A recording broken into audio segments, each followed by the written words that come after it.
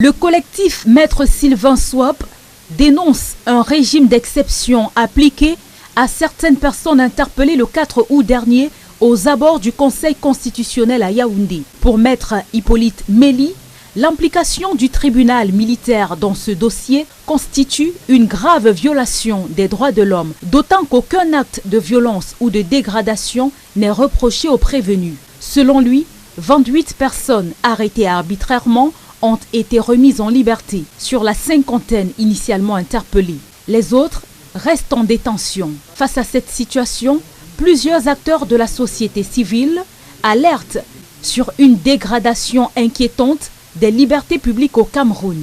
Il y a des cas qui méritent notre attention là-dessus. Le cas du jeune Tito Yonga qui passe aujourd'hui au tribunal militaire alors qu'il était dans la salle lors du Conseil constitutionnel. Il s'est vu interpeller à la sortie. On ne sait pas l'acte qu'il a posé, qui le pose soit sur le trouble à l'ordre public, l'attroupement, la rébellion ou l'incitation à la révolte, qui sont les motifs qui ont été invoqués pour arrêter ces gens-là. Lui aussi, on ne sait pas à quel moment est-ce qu'il a posé un acte lié relatif au trouble à l'ordre public, à l'attroupement, à la rébellion et à l'incitation à la révolte. On aurait pu comprendre que le siège du Conseil soit attaqué.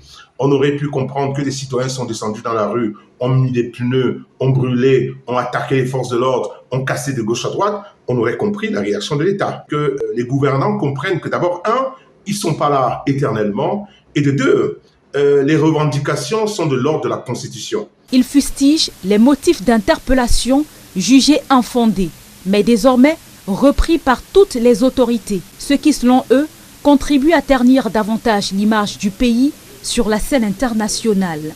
Tant qu'il n'y a pas de casse, tant qu'il n'y a pas d'actes violents, nous ne comprendrons jamais pourquoi l'État se retrouve à durcir et à nous pondre des prétextes tels que l'insurrection, la rébellion, des choses comme celle-là. Et on sait que le citoyen qui casse quelque chose, qui casse, doit payer ou doit répondre de ça.